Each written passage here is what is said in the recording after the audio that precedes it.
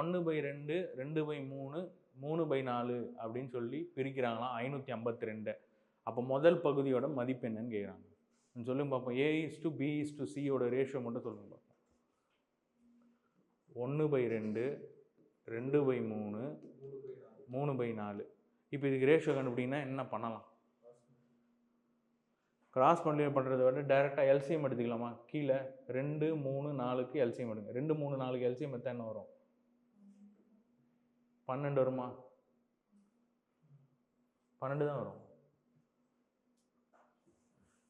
இப்போ இங்கே 12 வரணும்னா இங்கே மேலே இங்கேயும் 6ஆல் பெருக்குங்க. 6:4, 4, 8, 3, 3, 9.